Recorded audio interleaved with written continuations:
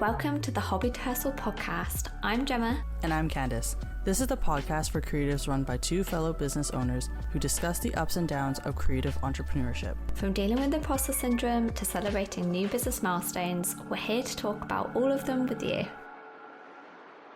Hi, my name is Candace. Welcome back to the Hobby to Hustle podcast. Today we are actually going to go over somewhat of a backstory of Hobby to Hustle.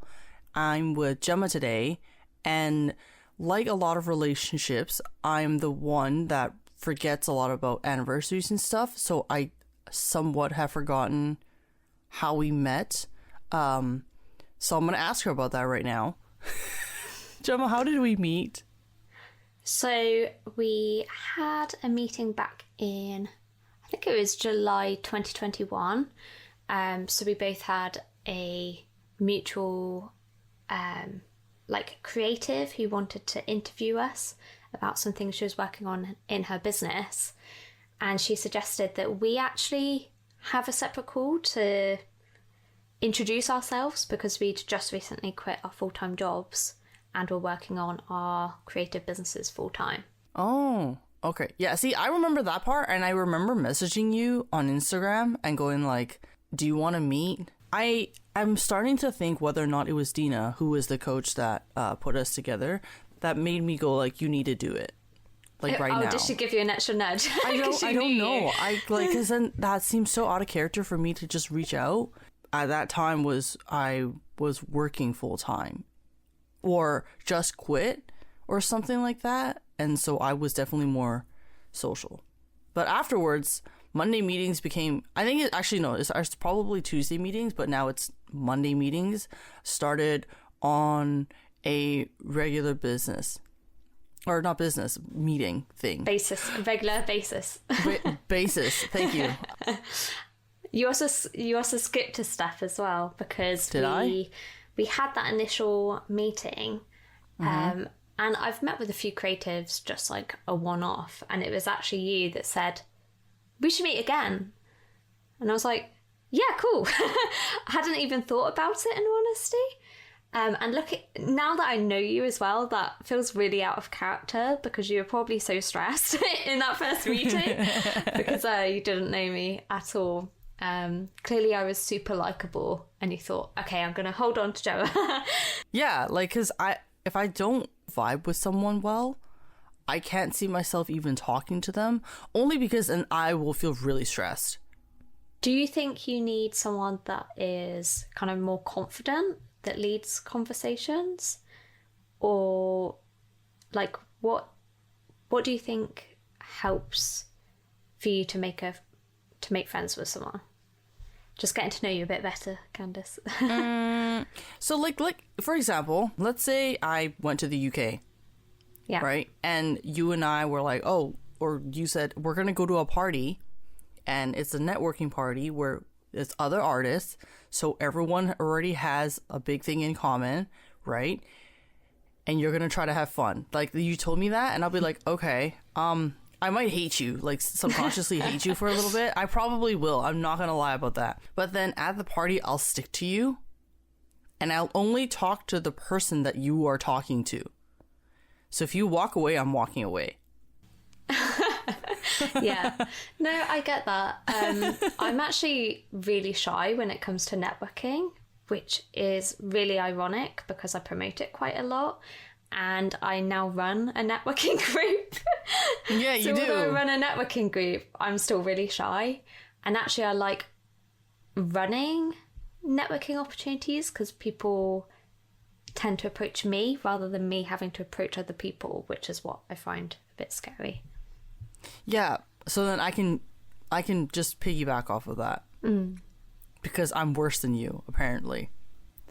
Worse in what way? I can't talk to people. Like, running a networking group, I can't even fathom that. I had to run my first session by myself the other day. Usually I have my co-host Katie, who is a bit more confident. And so probably going a bit off topic here, but it starts with everyone goes around the table and introduces themselves and kind of asks what they're looking for from the group. It's very informal, it's very relaxed. But usually that bit lasts a lot longer, and it went so quickly that suddenly I was just like, oh no, what do we do now? So I asked the group, I was like, oh, it's January. Does anyone have any like goals for their business? And it was complete silence. Fantastic. And I was like, really? None of you have goals? And then someone spoke up, and then the conversation kind of organically happened. I don't really know where I'm going with the story, other than sometimes it can feel awkward networking, but then you get into a flow. Yeah, kind of like our podcast. Okay, at least me. Whenever I introduce, I feel like I sound so robotic and monotone. Like I go, hi, welcome to the... And then I just throw you in there. I haven't noticed. Maybe it's because I like chatting more than you. Oh. But yeah, so what do we talk about on Monday meetings? There's basically two things that we talk about, or two aspects of our life. The first one being business troubleshooting, or just like talking about business successes and fails that we've had. And then we have that emotional and stress troubleshooting. That's when we notice each other are not okay. For business troubleshooting, you guys kind of have to thank Gemma for me changing from Yours Truly Studio over to Coco Island. I had the idea in my head, but then it was her challenge that allowed me to go, okay, yeah, no, I'm not the only one that's thinking that. Well, that's what we talk about, and we're not just talking about business name changes. We're actually talking about things like if we run into a situation that week and then we learn from it, or we're both just like run down from everything, we're like, you know what? It's like mini therapy. Gemma says that a lot. It's like, it's business therapy. Like, I quite often, may say to Candace, like, oh, I'm feeling quite anxious. Like, I haven't done a workshop in a while, and I've got 3 this week or something. And Candace was like, yeah, that sounds like a lot. Make sure you relax outside of that, and make sure you wind down properly, and just support it. Mm-hmm. And this is how I found out she does that whole planning thing. Like, through this... that's one of her signals of like, I'm starting to not be okay. Well, there's 2. If you tell me that you made a plan before our talk, that's when you're stressed. If we had a conversation and then the next call you tell me you made a plan, that's when you're excited, but then it falls into stress. Oh, that's interesting. If you do it before that. Yeah, if you do it before you even tell me you're going to do it, you're stressed. Yeah. But then if you do it afterwards, it just means you were excited. But you could fall into stress. Because I get too excited, and then I'm like, whoa, this is so much on my plate already, and I haven't even started. Yeah. That's what I've noticed. That's why I was able to pick it up every time. Because then I would go like, do we have this conversation yet already? Or is this a brand new thing?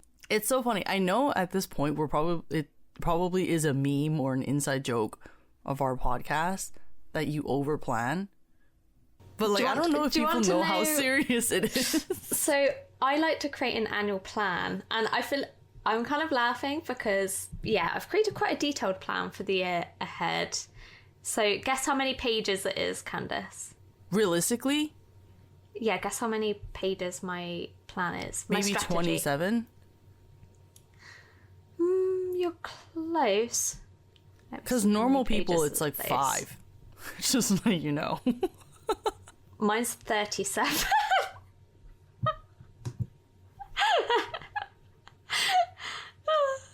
Gemma. Okay, but 12 of those pages are like to-do lists per month. So it's basically a calendar, so it's fine. Are you putting like 10 spaces in between those like each line? Because one page should not take... So like, one month of to-do should not be a whole page. Okay, so I have my money strategy, my general strategy, my marketing strategy, my social media strategy, a strategy for public workshops, which is 3 pages, private workshops, which is a page, live calligraphy courses, passive courses, calligraphy shop, business shop, memberships, coaching, day-to-day business operations, and enjoying my business more. And then... So that's on the bottom of the list. I never thought about that. So that's 22 pages, and then the rest is like breaking it down on a calendar basis and then a quarterly basis. So maybe this is a bit excessive, but it helps me feel in control. See, that is normal because I know you do that on like a regular basis. Yeah. No, sorry. On a regular annual basis, you do an annual plan. Yeah. If it was like I had this idea and I wrote a plan for it, it's entering negative territory. Yeah. By the way, yeah, that guys is somewhat of a glimpse of what we talk about when it's not related to podcasts. We just talk about the thing and then we react to each other. So if we weren't on the podcast, I would have shared my screen. No, do and not. then Candace would have been staring at me with wide eyes, like, "What on earth is this, Gemma?" And I'm like, "No, I was doing that. Yeah. Look at the figures, and then look. It's really simple. Like each page has a little breakdown with 10 subheadings, which then have subheadings, and then Candace's brain goes." I just want to say, the first few times she's done this to me, I notice a pattern of each other. You hover over to the left where all the like the table of contents are, and I'm already like, holy crap. And then you click into it and then my face becomes even more, what the fuck? And then and you're looking at me and then I don't even say anything. I really don't say shit. And then you go like, no, listen, it gets better. Like, I promise you it gets better. But there's so much content, there's no way that it could get better. It's because I can already see all the tabs and I already thought, what the fuck? And then I see how full the first few pages are. So if you show me more, it's just going to get worse. Like, but you're so happy about it. I'm like proud of the plan. I keep like looking at you like, you are very proud. Are you going to congratulate me? Like, why are you looking shocked? Like, I've worked it out. I know some of you might be like, oh, Candace doesn't sound encouraging at all. No, listen, I'm very encouraging. I just know what that goes into, which is then self-pressuring, then self-doubt, and then feeling like you accomplished nothing, and blah, blah, blah. And then I have to try to stop that from happening. Yeah, exactly. Yes.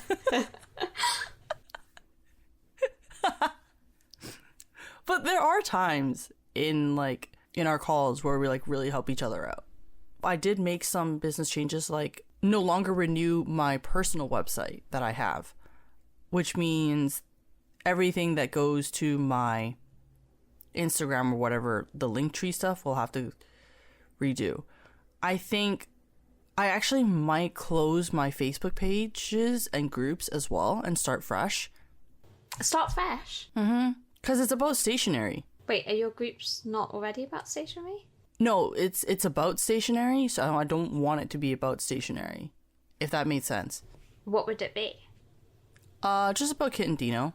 I would just make the change and just keep your members, and if they're not interested, they can leave. But then I want to change the artwork, and it's just so much better to just delete the group. And then I also got like a couple weird messages from You'll get weird random messages, people, even if you start an group. I just want to like delete it and go like, nah. But okay, I'll think about it. But side note, we'll come back to that later off the call, because I don't think you should delete it. I am gonna get scolded and lectured. I'm like the big sister, aren't I? Like, I don't know. It is, yeah. Am I? Kinda. When like basically Gemma wants me to put effort into things that she believes will work, and since I've already put an effort into it, she doesn't want to see me start fresh. I do think that is a difference between us, in that you're probably a perfectionist. Oh yeah, that's the word. And I'm like that'll do. I'm very much like a jump into things, even if I'm not ready. Get something out there and then try to improve with time. Oh yeah, no, I 100% am not that. That would drive me crazy. But this kind of goes into like how another point that we have is how what Gemma and I have affect both of our businesses, even though if we're in different fine arts industries. Because guys, you have to keep in mind, Gemma is in a calligraphy industry. I'm in a digital art industry. So what I have right now is all products and retail, and what she has is like, I think maybe 20% retail, but then 80% services. Mainly service based. Yeah, so we're very different in that you're product and I'm service. Mm-hmm. The only product that she's selling would be some like Workbooks. So I would probably even lower that to like 10%. You don't need to find a business partner that does what you do exactly. I feel like it actually does help as well. Yeah, I think we're less caught up in perhaps how things are done. Because if you were also a calligraphy teacher, although yes, we'd be able to help each other in a lot of ways, we'd be too wrapped up in, oh, it's done this way, so it has to be done that way. Whereas I can come from a bit of a different perspective. Yeah. To help you out and vice versa. Yeah. It's like learning about each other's industries rather than debating or like having discussions about things that happen in the same industry and stuff like that. Not saying that debating is, there's anything bad with it. It's just I feel like it works better because we're learning more than we are having conflicts. If I ever decide to do servicing, then I'll know who to go to. And if Gemma ever decides to do products and stuff, she'll know who to go to. At least hopefully she'll come to me. Actually, no, don't come to me. I'm a terrible influence. But that's my opinion on how it affects both of our businesses. Are you on the same boat? Yeah. Yeah? Okay. And then this was born. Hobby to Hustle. That was not my idea at all. I'm just the editor. You're not just the editor. Like, you're talking right now. You're a co-host. And actually, I would say the backbone. Because you do like 80% of the work. Okay, yeah, but it's not like... That's not true. Okay. This is our 23rd episode, I think. I could be wrong. But I've only maybe made like 2 or 3 prompts max out of the 23 episodes. Because without you, these episodes wouldn't be happening. Because I had zero idea, and I'd be like, we can always just record another time. Like, if you didn't care, yeah, I'd be like, we can record another time. Wait, that sounds like I don't care. That's not what I meant. I'm just saying... You procrastinate on it.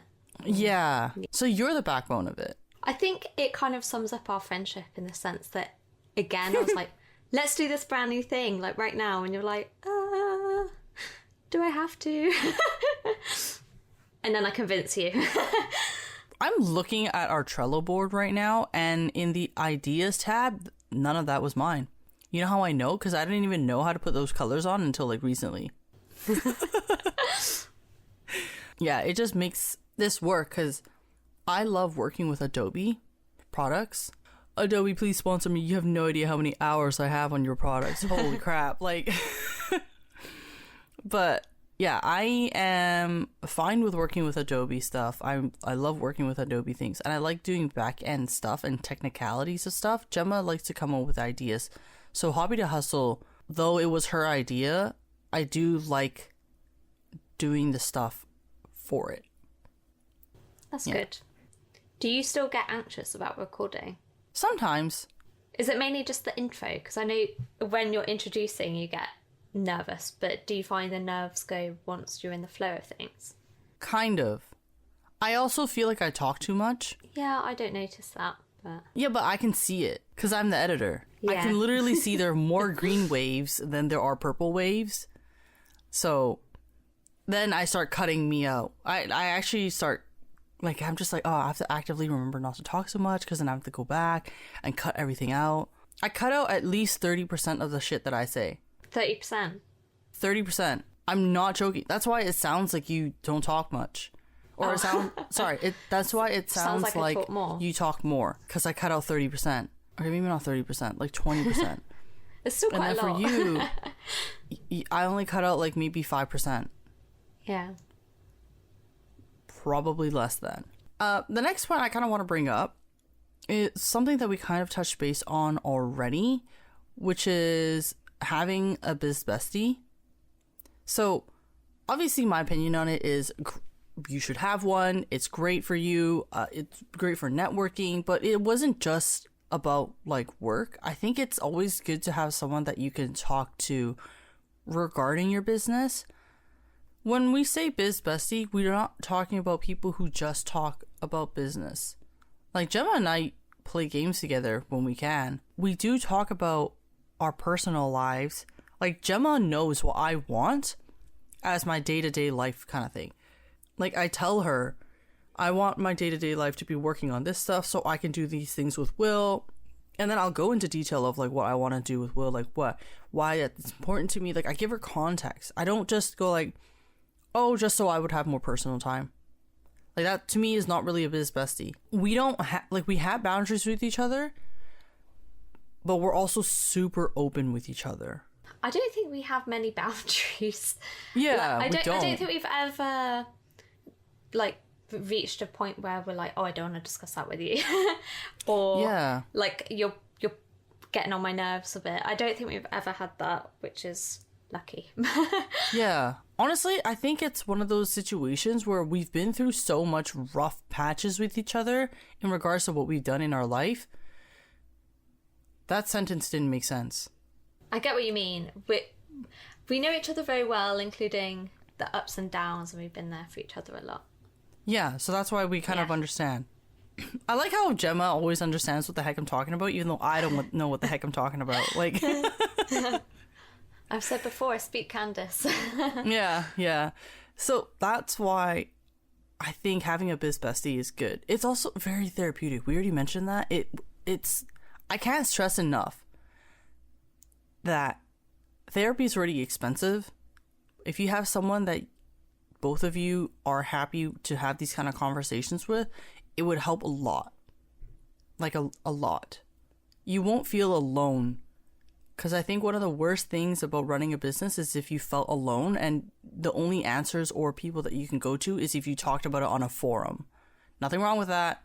Just saying, it's just better if you could do it. Well, we can't do it in person because we live in different countries, but we do it face to face over Camera. Google Meets. Yeah. But I do encourage people to try to network and find their biz bestie, which I think Gemma wrote I wrote a blog post about it. Oh, did you? Yeah, so go check out my blog anyway. I have a ton of content over there. But there's a few ways to try and meet new people. Networking groups, and don't flinch when I say networking groups, that's just one idea. Another is to message some local creatives and see if they would be happy to meet on a one-to-one basis for coffee or tea if you're like me and don't drink coffee. You could ask a friend to kind of set you up on like a blind business date and put you in touch, because I guess that's what happened with us and Dina. She put us in touch with each other. You know, I think just engage with people's content a bit more as well. Like, authentically engage and try to build up those conversations. And if you're feeling brave, ask if they'd be happy to meet virtually. Because something to keep in mind is that, yes, it's scary to reach out to people, but a lot of the time people want to make new friends and make new connections, and they're probably really happy to receive that message. So that is my kind of incentive for you to reach out to some new people. Yeah.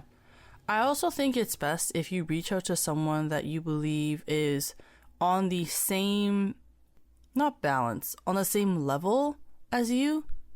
So well, when Gemma, business-wise. Yeah, in business-wise. Yeah. Because if you talk to someone who's already very well established and want to form like a friendship with them, and you want to like do what Gemma and I have, I feel like that would be significantly harder because they're already so well established and you're starting out fresh. And so there's already that dynamic of like one person definitely has much more knowledge, though you can be coming in with fresh ideas.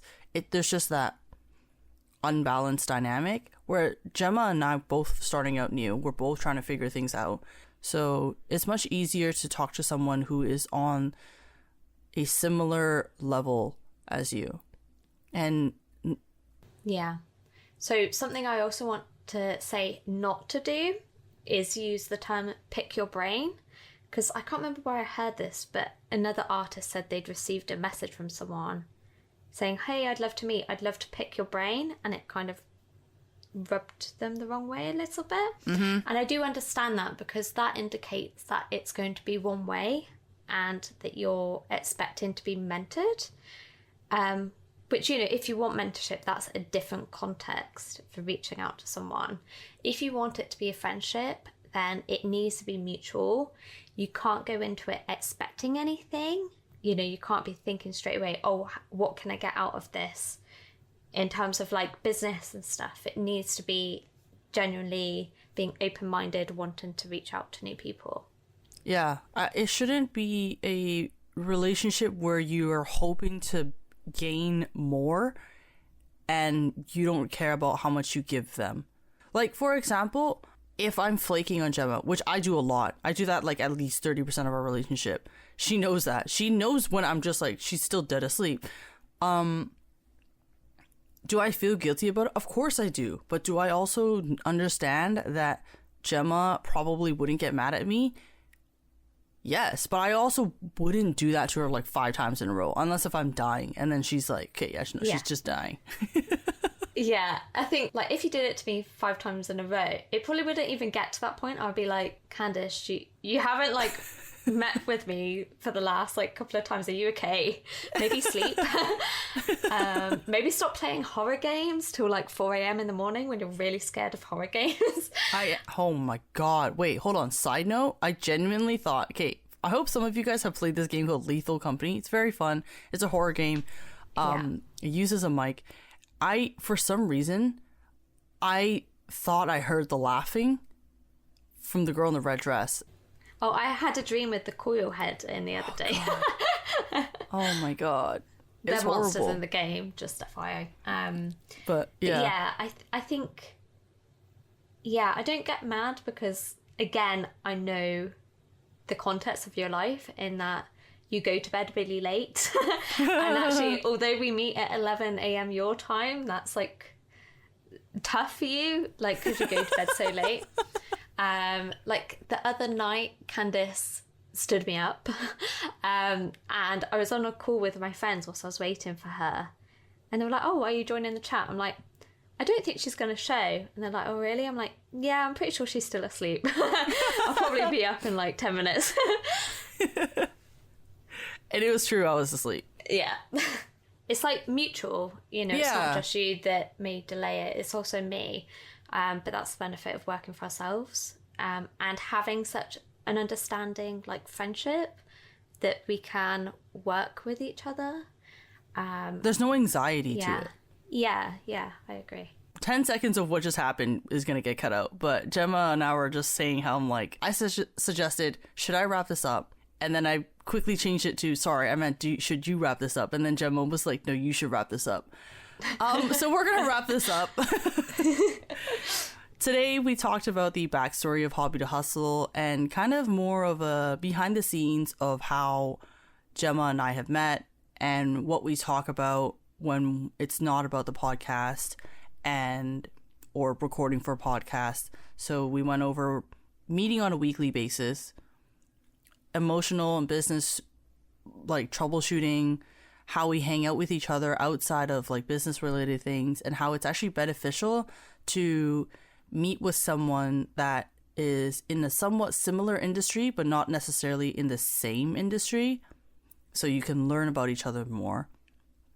And then that's how we grew the idea, or how Gemma grew the idea of Hobby to Hustle, which is wanting to share just the business aspect of like her life, the advices that she has, because she just wants to help people. And we talked about the opinions of having a biz bestie and how it genuinely helps you with your anxiety of running a business. It's very therapeutic. So we do encourage you guys to try to find your own biz bestie. I think we're going to cover an episode on it because I did see Gemma is going to have a prompt about that. But that's all we have for you guys this week. We will see you guys in 2 weeks. Make sure you guys click the links in the descriptions to try, to get more information about us. Yeah, and look at my memberships. Yeah, and look at Gemma's I'm trying memberships. to promote them more. Yeah, so. Okay. Yeah. Thank you, and bye. Bye, everyone.